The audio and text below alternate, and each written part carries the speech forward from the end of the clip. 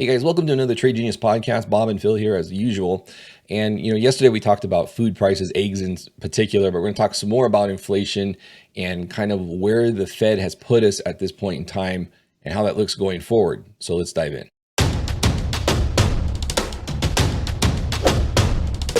Trade Genius. Phil, it should be Bob and Phil as unusual, Hey, so this topic really frosted me because the New York Times is trying to position these guys as the heroes again, just like they did in 2008. But they're also realizing that what they're doing is actually going to cause extensive damage to the economy. And what really gets me angry is that they didn't have to even screw around at all with interest rates, right? And they could have dialed back the speculative juices through calling the banks and telling the banks to stop lending. Number one, number two is they could have called the brokerages and say kill margin or jack margin rates up. Number three, they could have tightened lending requirements for housing and for multifamily and for investor level, and kept interest rates and cost structure for the producing class under control. But they didn't do that. They went ahead and they go right at the producing class to protect the renting class. When they call the renting class, these are the people who thieve and the parasites on our economy. They call it the rentier class, if you want to look it up. And so these people live off of the changes in the financial condition because they're the first ones to always feed. And so here I'll spare you the article, but the gist of it is that, hey, they're going to kill inflation, but have they gone too far? I'm here to tell you, Phil, and I'd love to get your thoughts on it as soon as I finish this thought, is that I think they're going to get neither. I think there's going to be pricing they can't control because they can't control energy and food. And no matter how much they try to drive us into a depression, they're creating scarcity and shortages will keep price levels higher. And people get confused between price level and inflation. They're two different animals. And in a sense that those two inflation items are really taxes on the American people. Agree. And I don't think they're gonna solve those. And I think they're gonna make a hot mess, and they're gonna keep inflation rates high, and it's gonna kill the speculation or capital formation side of it. Yeah, and Phil, here's an excerpt from this thing. This is what really, really, the reason why I wanted to do this podcast. Kashkari's acting like the economy was running on full, Adam Smith invisible hand capitalism prior to 2008, and that he realized then that the Fed has to come in and fix things now because the economy can't fix things on their own. And I'm like, what a bunch of crock. Yeah. First of all, part of the economy's invisible hand is to punish people who make bad bets in the marketplace. And the Fed comes in and protects those bad actors all the time. Yep.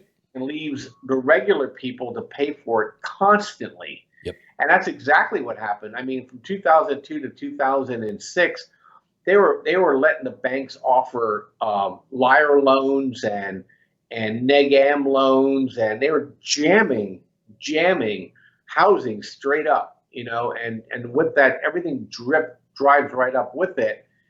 And then once inflation got out of control, remember oil and energy and commodities, they said we got to kill it, and we got the great financial crisis. So they caused the problem, and their solution was extremely painful. In fact, people never recovered from that. Housing ownership never recovered from 2008. And they turned right around and they started doing it again, all the way into the pandemic, and causing all that nightmare. And then the pandemic response is causing our current nightmare. Right. And so for Neil Kashkari to say this, it makes you want to pull your hair out. They act like he was chastened by capitalism. he's a banker. There's no such thing as capitalism because they have No the risk. ability to have unrestricted unrestricted lending against their monetary base. Okay, if you know what it, I forget the word they use for that, but it's you can just run multiples of your monetary base, that's not capitalism. No. That's socialism, Yes. fascism. Yes. To your point, the one thing I will say here is to your point about what we're dealing with now with inflation is a form of taxation, and it's like what they say, right? Privatize the profits, socialize the losses. Inflation is them socializing their losses because at the end of the day, like you said, the only way for them to fix and bail out the banks and everybody else who over leveraged. See, if you and I over leveraged in our trading accounts, we don't have any money in our trading account. Too bad. Sorry, zero. But they have this club that we're not a part of, and we don't get these bailouts. So it's not fair, but at the same time, they make the same mistakes because they're human that us retail guys do, but they play by a different set of rules. And that's what's frustrating. And on top of that, what's infuriating is that we all pay for that. We all pay for that because eggs are going out of control in price and everything else is going out of control. But look at trucks. You can buy a truck for probably pushing $100,000 to buy a new truck, a nice new truck, right? I mean, so it's just not fair, and it's especially not fair when we all have to carry the burden of their mistakes, and that's what's infuriating about the whole thing. Yeah, and they act like they're doing us a favor, and Right.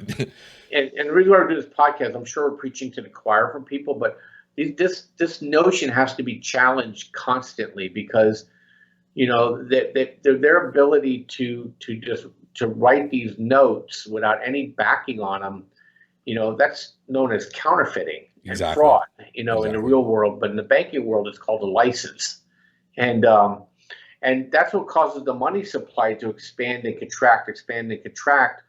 But people on the edges of it, they can't ride the Bronco. They get thrown off, especially since the Fed is constantly lying to you.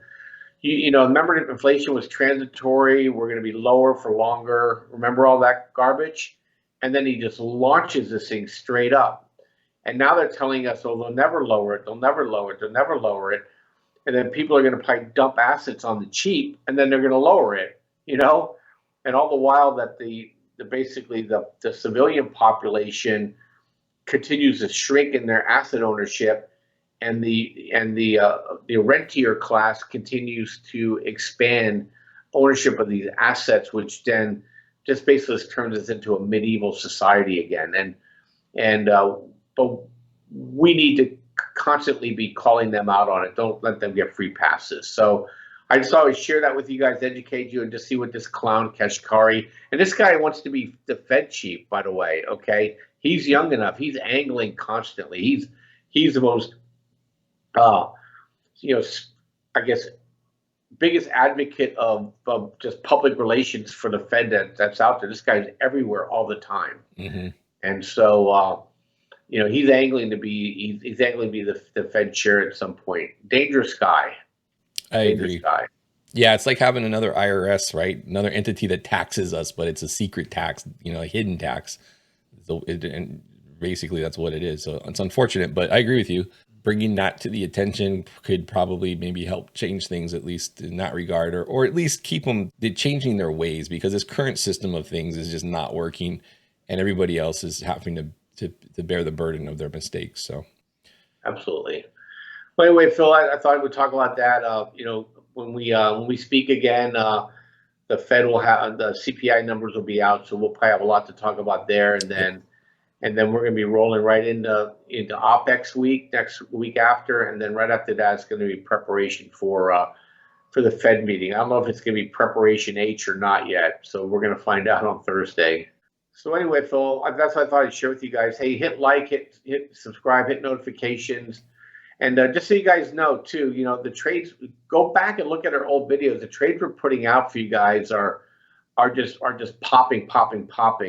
Look at FCX is breaking out. CCJ is breaking out. We just talked about those things. On Monday, there was a great, 20% drop in KOLD, which was the natural gas short. So we're trying to give you guys trades in here that aren't backdated, that you can actually take advantage of them. And this is going to be the year where the volatility is going to be really, really put you in a position to be able to take some nice swing trades. And especially with the fight going on between tech and commodities, it's going to be a great year. And hopefully you'll find value with us. Tell your friends about it. And the feedback we get, a little humble brag, is that people like what we have to say. We just got to get more people to hear it, and help us do that. Really appreciate it. All right, guys. Thanks. We'll see you on the next episode. Take care.